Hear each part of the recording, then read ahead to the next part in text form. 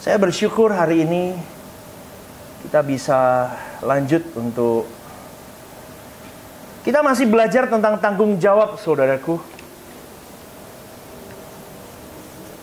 Minggu lalu kita belajar tentang tanggung jawab di dalam keselamatan.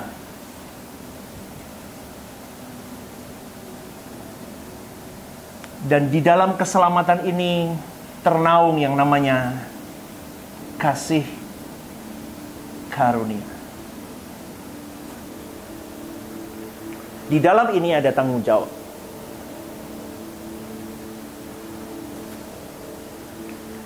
Saudaraku yang dikasihi oleh Tuhan, saya mau merefleksi dulu minggu lalu. Tanggung jawab itu artinya melakukan tugas, memenuhi suatu kewajiban, dan memikul akibat dari suatu keputusan yang Anda ambil. Itu namanya tanggung jawab. Dan Tuhan memberikan kepada kita tanggung jawab. Yang pertama, berkembang biak untuk beranak cucu. Yang kedua, mengelola bumi. Dan yang ketiga, ini yang kita bahas, yaitu tanggung jawab di dalam mengisi keselamatan yang sudah Tuhan beri dalam hidup kita. Itu 3 tugas tanggung jawab yang manusia emban di dalam kehidupannya. Tetapi kita harus tahu, saudaraku, bahwa sesungguhnya tanggung jawab yang seperti lagu tadi yang pertama, gimana coba lagu tadi pertama? Tadi saya duduk di situ, saya dengerin gitu. Coba lagu pertama. Terus ubah hatiku. Ubah hatiku Tuhan untuk lebih mengasihimu. Ini nggak bisa Tuhan yang ubah. Amin nggak? Kita yang ubah. Karena Tuhan sudah memberi kepada kita bukti nyata. Dengan cara apa? Keselamatan. Tuhan Yesus datang, mati di kayu salib. Itu sudah bukti cinta untuk mengasihi kita. Kalau kita suruh ngubah, kalau kita mau ke Tuhan lebih cinta, kita yang mengubah sendiri. Next. Mengutamakan Kau Yesus. Ini tanggung jawab kita. Nah itu saudaraku. Tanggung jawab kita untuk mengasihi Yesus, untuk lebih mengasihi Dia, mengutamakan Dia. Itu tanggung jawab hidup yang namanya meresponi keselamatan. Lanjut. Lah, sampai orang bisa memenuhi ini, fulfill 100%. Nanti saya akan jelaskan fulfill ini gimana. Baru dia bisa. Yang kuingini engkau saja, yang kuingini engkau saja. Sekarang banyak yang cuma nyanyi, belum fulfill. Tinggal di dalam kehendak Tuhan. Orang kalau sudah tinggal dalam kehendak Tuhan, dia pasti yang diingini Tuhan saja. Itu mutlak. Next. Nah, orang yang tinggal dalam kehendak Tuhan pasti pisah dari dunia ini. Makanya lagu ini sambung, saudaraku. Tadi lagu keduanya apa? Nextnya lagunya apa?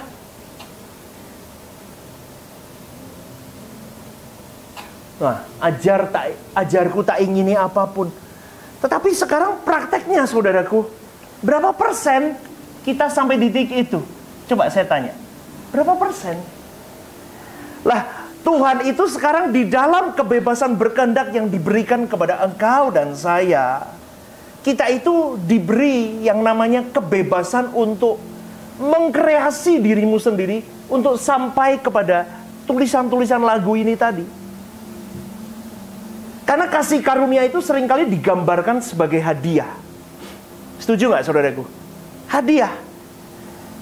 Itu betul, itu tepat. Tetapi penjabarannya harus jelas, harus benar.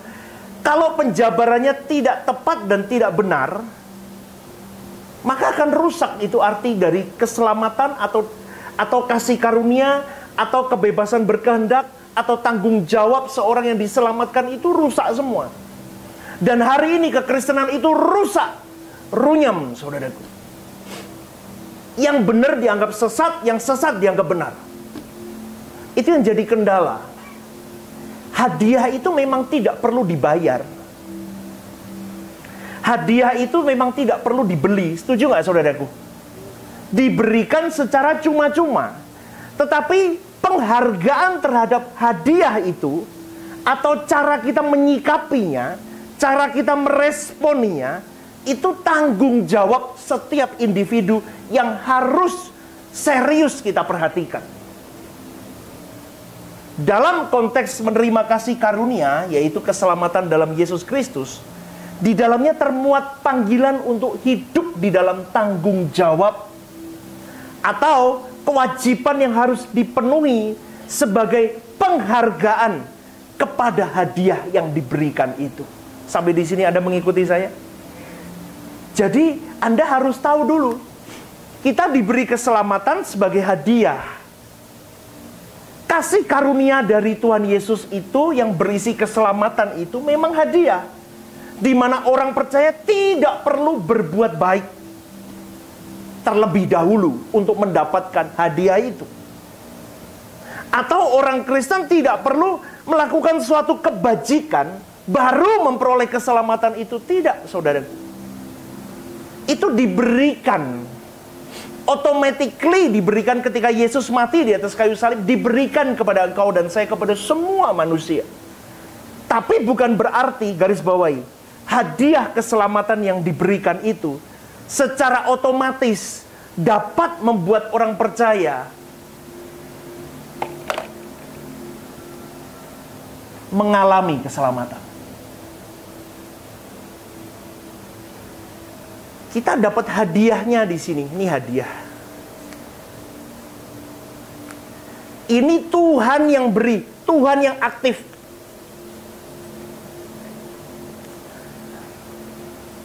Dimulai yang memprakarsai adalah Bapa, eksekutornya Yesus. Aktif mereka. Terjadilah yang namanya keselamatan sudah diberi. On. Sudah on.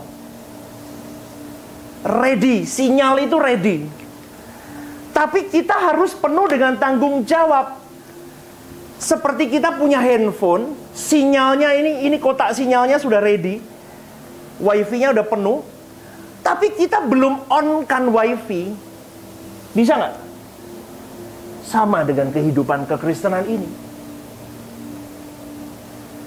On kan ini dengan penuh tanggung jawab. Jadi saudaraku, harus ditegaskan bahwa keselamatan itu apa? Kalau saya tahu dulu dari kekristenan saya, sejak saya kecil, lahir sampai saya gede, saya ikut sekolah teologi, beberapa sekolah teologi. Saya menemui beberapa bapak-bapak rohani yang mementor saya. Semua fokusnya hanyalah kepada lepas dari api neraka. Ya apa enggak? Yes or no? Kita ke gereja karena takut ini. Kita sembahyang karena takut api neraka. Kita hidup kudus karena takut api neraka. Kita lakukan yang baik karena takut api neraka. Tetapi saya mau bawa Anda lebih dalam, saudaraku. Kita tidak mau terlalu naif dengan hal itu. Tetapi kita mau lebih kepada yang lebih intinya. Kalau saya lebih berpikir begini, terbebas dari api neraka itu adalah buah dari keselamatan.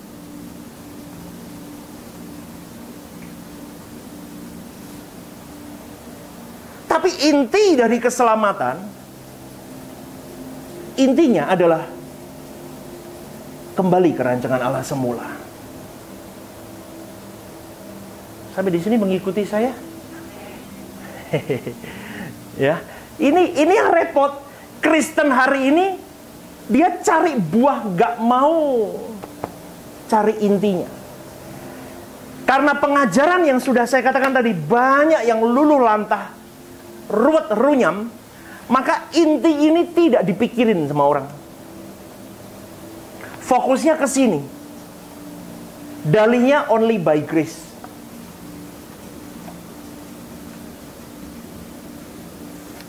Hanya karena kasih karunia Allah aku diselamatkan. Maka dia tidak berjuang. Maka keselamatan kita sampai tidak masuk ke dalam api neraka itu karena kita percaya, kredo, syahadat bahwa Yesus adalah Tuhan dan Juru Selamatku. That's it. Aku masuk surga. bebas dari api neraka. Terus produknya manusianya nggak dibentuk. Tanda tanya nggak? Ini yang jadi problem. Sekarang yang saya ajarkan adalah kenapa kok tidak di... Ini loh, gereja-gereja selama ini tidak. Loh, yang diajarkan tiap minggu aja masih error, apalagi yang tidak diajarkan, saudaraku. Halo? Paham nggak sampai di sini? Yang diajari tiap hari, tiap minggu, tiap pagi ada renungan The Message, belum lagi ikut doa pagi Truth ID. Banyak. Belum lagi ikut macam-macam. Suruh kembali ke rancangan Allah semula nih loh. Sampai di mana kalian? Apalagi yang tidak diajarkan. Jadi Anda bisa memetakan betapa runyamnya kekristenan hari ini. Keselamatan itu dimulai dari sekarang, saudaraku, di bumi ini. Sesungguhnya terhindar dari neraka, diperkenankan masuk surga itu bukan keselamatan intinya, seperti yang disampaikan, tapi buah dari keselamatan ini. Karena keselamatan itu sesungguhnya adalah begini, usaha Tuhan mengembalikan manusia kepada rancangan Allah semula.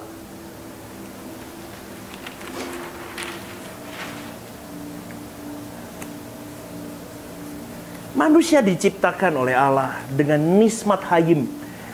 Roh dari Allah itu sendiri ditiupkan dalam hidung manusia. Hidup dia. Maka Allah berkata, rohmu ku ingini dengan cemburu. Artinya apa? Itu rohku. Kau harus kembali kepadaku. Kamu adalah milikku. Paham gak? Gak boleh diambil orang. Gak boleh diambil musuh. Maka dari itu, kembali ke rancangan Allah semula. Itu gambar rupa Allah harus gambarmu udah ada. Seperti yang tadi saya katakan ini, baju ini, paradigma. Kita punya gambar Allah, kita punya paradigmanya Allah, punya pikiran, perasaan, kehendak. Tapi saudaraku, rupa Allah itu harus kita perjuangkan dengan penuh tanggung jawab sampai kita benar-benar serupa dengan dia. Lah, untuk menuntut keserupaan itu perjuangan yang tidak main-main. Makanya saya selalu ngomong, Bapak Ibu percaya nggak? Hampir satu bulan ini, di renungan pagi, saya selalu ngomong, hati-hati dengan pikiranmu. Terus loh, tiap hari saya ingetin, pikiranmu, perasaanmu, kehendakmu. Tak ulang lagi nih, melahirkan ucapan. Betul nggak saudaraku? Ucapanmu itu gambaran dari ini semua. Yang keluar dari mulut. Plus tindakan. Ini tak ulang terus. Minggu pun tak ulang, Kemis tak ulang. Kalau sudah tahu begini, Bapak Ibu, kamu tidak akan memenuhi. Kalau ini terpenuhi 100%, Anda jadi corpus delicti. Itu tujuan Tuhan. Maka Tuhan mengingatkan, nah, kalau kau bisa menguasai pikiran, perasaan, dan kehendakmu seperti Allah itu, maka engkau akan berpikir sama seperti Allah itu berpikir. Berperasaan seperti Allah itu berperasaan. Kau bermoral Allah itu sendiri. Loh, apa mungkin, pastor? Mungkin kalau engkau dan saya benar-benar mau mengunci itu semua. Dimulai dari hal-hal kecil. Makanya jangan sembarangan ngomong. Jangan sembarangan bertindak. Ini usaha Tuhan. Nah, aku udah mati untuk engkau dan saya. Untuk engkau semua. Aku kirim anakku untuk disalib. Supaya engkau selamat. Aku beri kau contoh anakku. Ikuti saja dia. Terus. Sampai engkau bisa menjadi corpus delicti.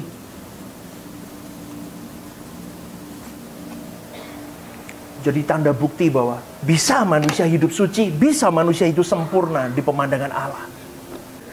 Ini kalau terus, saudaraku, ini mengunci, Anda mengunci.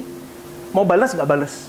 Mau ngomongin orang nggak ngomongin orang? Mau mikir jahat nggak mikir jahat? Mau gosipin orang nggak jadi gosipin? Mau ini jadi terus. Terus lama-lama dipendam, dirubah, enggak boleh minta ampun sama Tuhan. Terus lama-lama Anda berkeadaan sebagai anak Allah. Naturmu berubah, ngerti nggak? Otomatis gitu loh. Gimana ya ngomong natur itu gimana ya? Anda percaya nggak? Orang itu kalau di dunia dilepasin gitu ya, kumpul berbagai mancanegara. Nanti naturnya dia akan kumpul ke negaranya, betul nggak? Sama teman-teman sebangsanya, yang sebahasa mesti ngumpul dia. Itu natur. Natur anak Allah itu nanti kan begini, saudaraku. Mau dilepasin di dalam keadaan apapun, dia tetap kudus, suci, tidak meleset, memikirkan perasaan Bapa, dia kunci hidupnya. Itu. Karena dia tahu, naturku sudah teknon. Kayak Yesus toh, dilepas di dunia yang begitu kejam jahatnya, dia tetap lempeng, betul nggak? Karena dia berkeadaan. Dia mewarisi keadaannya sebagai anak Allah. Nah, orang itu hari ini nggak bisa begini. Kenapa? Karena tidak mau berjuang di dalam tanggung jawabnya, menggarap keselamatan dengan takut dan gentar sampai di titik ini.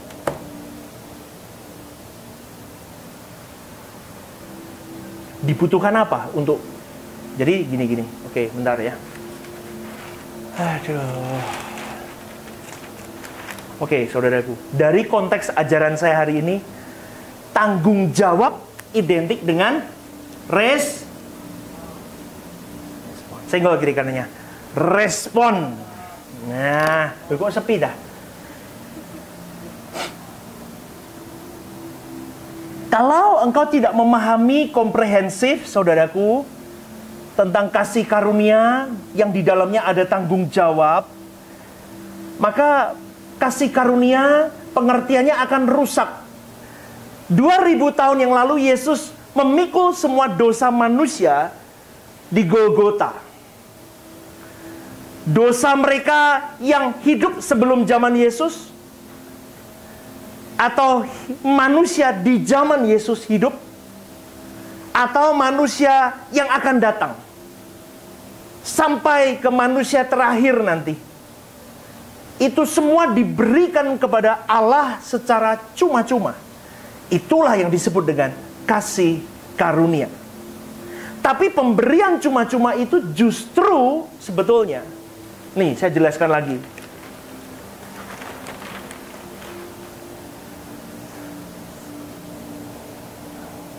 Ini menyelamatkan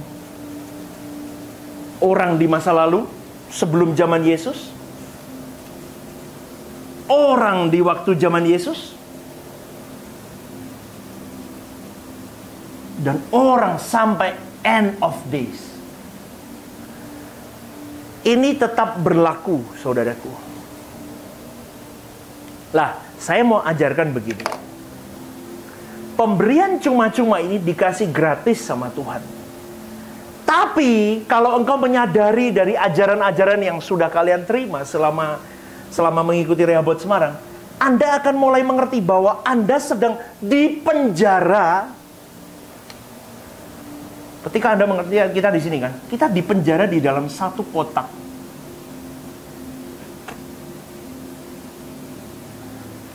Dan kita berada di dalam ini. Karena kita mengerti kebenaran murni.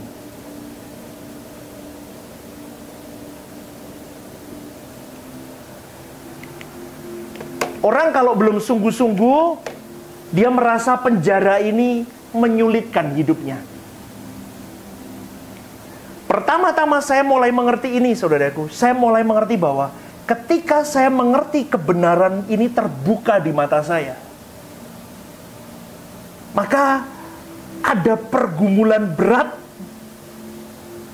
Karena aku sudah dipercaya oleh Tuhan untuk mendengar dan menerima Injil yang murni. Halo, paham nggak sampai di sini? Anda mulai dikasih pergumulan berat. Pergumulan berat ini mengunci engkau dan saya. Makanya salahnya ke Rehoboth Semarang. Belajar kebenaran kamu. Kalau udah belajar kebenaran nggak boleh lari nih.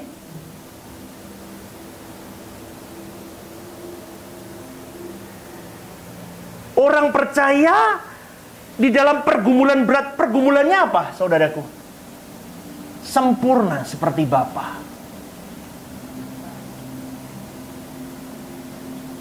Ini pergumulan kita. Berat loh. Kadang saya kasih contoh seperti Paulus dulu. Hai, seperti Paulus dulu. Paulus sampai ngomong, dulu yang kuanggap sebagai keuntungan ternyata sampah. Yang dulu kuanggap tidak berharga sekarang adalah keuntungan bagiku. Hidupku adalah Kris, mati adalah berani nggak? Halo? Hai, berani nggak kalian? Tenang, duki amin, banter kita nanti. Ketika saya mengerti ini, yes, betul. Ini luar biasa. Berarti Bapak Ibu, saudara-saudari yang kukasihi dalam Tuhan, ini kalau grade-nya A+, kita berada di grade A, nggak bisa loh. Loh, pastor, tapi aku udah berjuang kok. Aku dari D, oke, B, C, C plus, B plus, amin, A. Nggak bisa, kamu nggak bisa. Aku maunya ini. Maka Bapak Ibu, tanggung jawab harus kita pahami sungguh-sungguh dalam hidup kita. Kau harus sungguh-sungguh bertanggung jawab dalam setiap lini 24 hours 7 days kau hidup, kau perhatikan apa yang kau lihat, apa yang kau dengar, apa yang masuk dalam pikiranmu, perasaanmu, kelakuanmu, tanggung jawabmu hidup. Loh, berarti pastor aku nggak boleh. Loh, kerja ya kerja. Satu manusia hidup 24 jam 7 hari, dia harus hidup di dalam tanggung jawab. Tanggung jawab pekerjaan. Semua ini semua dibagi. Dan jangan dilupakan, banyak orang mendelete ini. Melayani pekerjaan Tuhan.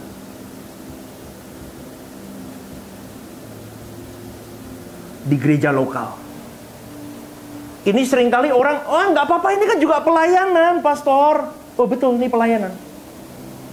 Tapi berapa murni kau pelayanan di sini? Karena di sini ada gaji, ada uang, ada cuan, saudaraku. Di sini mau cuan. Loh, saya ngomong belak-belakan.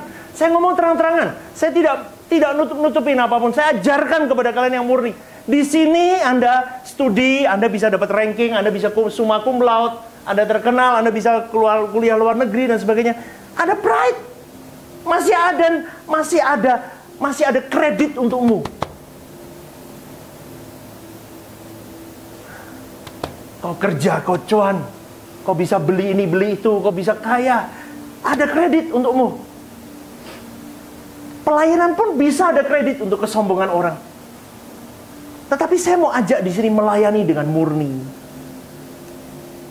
Kalau di sini kamu lulus, semua lulus. Nggak percaya? Kalau di sini Anda lulus, semua lulus. Karena kenapa? Karena di sini orang yang bisa melayani perasaan Bapaknya hanya orang-orang yang tidak punya kepentingan di dalamnya. Betul? Dan itu tanggung jawab kita. Kalau kita punya kepentingan, kita lari dari pelayanan, saudaraku. Mau cari apa? Pasti mundur. Pasti mundur pelayanan. Nggak percaya? Mundur dia. Harga dirinya. Kadang saya heran, saudaraku. Kalau orang-orang punya perusahaan, bos-bos itu kadang saya lihat. Ada loh yang bisa. Saya lihat beberapa teman saya, pengusaha, dia juga seorang pendeta kadang. Kadang dia duduk di sini loh, dengerin saya khotbah. Dia ngikutin YouTube. Padahal dia mimpin perusahaan segitu gede. Kadang saya lihat, kok iso wong ini ya, bagus juga ya. Saya jauh lebih muda dari dia juga. Tapi kan nggak banyak begitu, saudaraku. Kerendahan hati, mau belajar, mengosongkan gelas, ketemu orang. Bener nggak? Bener nggak? Itu tanggung jawab kita. Bagaimana kita meng-create orang, meng-create diri kita menjadi pribadi yang benar-benar terus disempurnakan seperti Bapa itu gimana? Itu tanggung jawab kita. Kita harus mengenakan tanggung jawab dalam 24 jam, 7 hari. Untuk kita dipanggil untuk sempurna seperti Bapa di surga.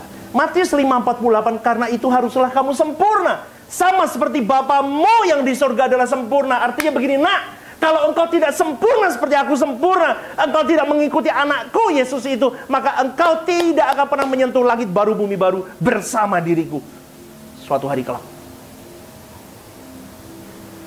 Untuk sempurna, perjuangannya berat. Tuhan Yesus sendiri berkata, dia berkata dalam kesulitan, lebih mudah seekor unta masuk dalam lubang jarum daripada orang kaya masuk surga. Tuhan Yesus berkata lagi, tidak mudah semua orang masuk surga dalam Matius 19:23. Dia berkata kepada muridnya, sukar sekali bagi orang kaya masuk dalam kerajaan surga. Dia dikatakan lagi, dituntut perjuangan yang tidak mudah, seperti masuk ke dalam jalan sempit. Artinya apa, saudaraku? Paradigmamu, pikiranmu, perasaanmu, kehendakmu, responmu di dalam menghadapi semua keadaan hidupmu, tujuan hidupmu, visi hidupmu, makna dari kau hidup, semua mulai di drive seperti lagu tadi. Tuhanlah segalanya dalam hidupku.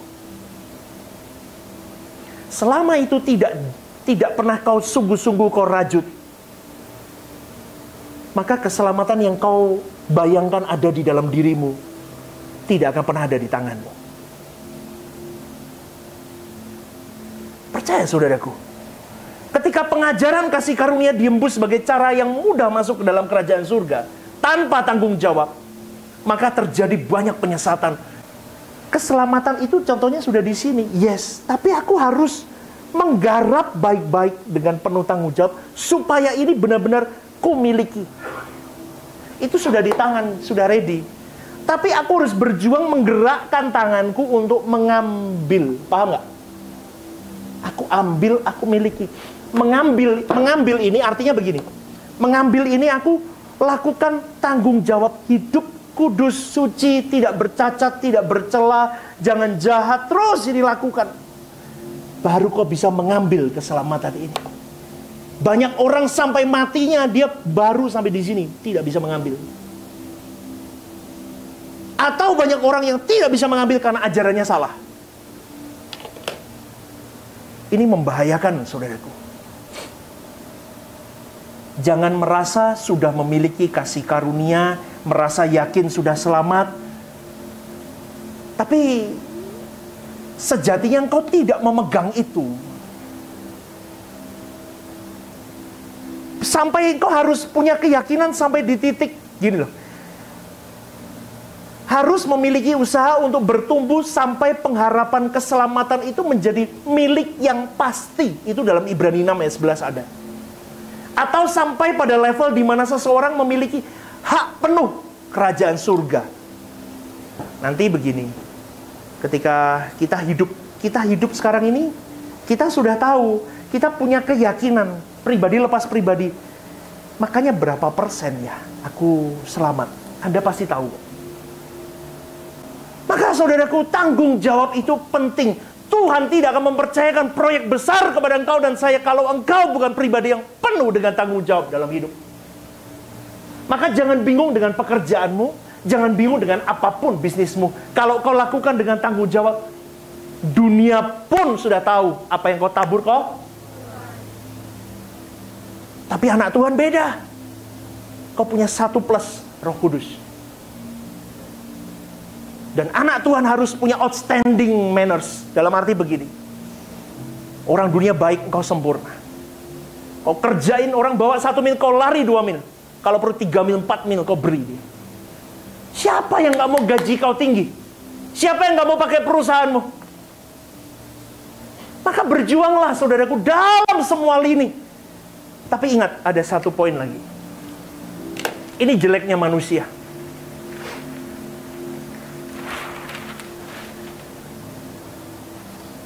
Prioritas pertamamu siapa?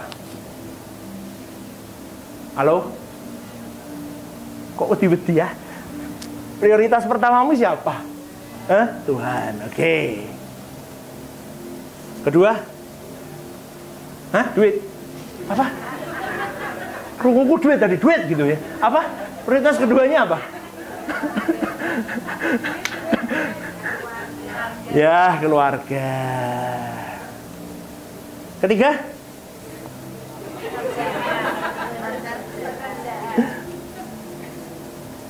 Terus? Apa contohnya apa lagi? Ya, pekerjaan ini mencakup lah. Ada uang di situ, ada kebutuhan. Ya, betul ya? Ada tak bengek lah. Jujur. Praktek hidupnya mana yang nomor 1? Halo? Praktek hidupnya mana yang nomor 1? Hah? Kenapa saya bisa berkata begitu? Banyak orang bekerja pun berani resiko dengan keluarganya. Gak percaya? Nih. Dia bisa loh kerja pisah 6 bulan, 1 tahun dia baru pulang. Anaknya udah gede. Loh 1 tahun itu udah gede. Sekarang saya tanya, bukan masalah anak itu gede dah, bisa di video call lah, bisa lihat. Sekarang pertanyaan adalah, dia selain resiko ini, resiko apa lagi? Perni? Halo, bener nggak omongan saya? Resiko loh pernikahannya. Tapi orang berani karena ini aja yang kelihatan mata begitu, apalagi ini. Coba introspeksi diri. Saya ajarkan ini nggak boleh turun. Mau seperti apapun ini nggak boleh peringkat ini turun. Karena ini yang akan mengunci list di bawahmu. Tapi banyak orang keliru. Dan banyak anak muda yang nggak tahan dengan kalimat ini. Dia nggak cocok dengan ajaran saya. That's it, oke. Tapi ini yang saya ajarkan ke kalian. Kalau sampai Tuhan Anda bawa ini, Anda benar hidupmu. Kalau ini aja kau berani gadaikan, saudaraku. Percaya anak muda, pasangan hidup akan kau gadaikan. Nggak percaya? Nanti pasangan hidup ganteng kok. Stephen udah toko. Ini kan Lee Min Ho. Mancung begitu, waduh rambutnya geriting lagi, Korean banget kok. Nggak bisa gue cari di seluruh Semarang sampai ke pelosok-pelosok nggak nemu. Nggak percaya? Oh pasti. Patokannya duit. Udah segini dulu ya. Besok lagi. Capek. Ada diberkati Tuhan? Siapa mau hidup bertanggung jawab? Angkat tanganmu. Yes, yuk bangkit berdiri yuk.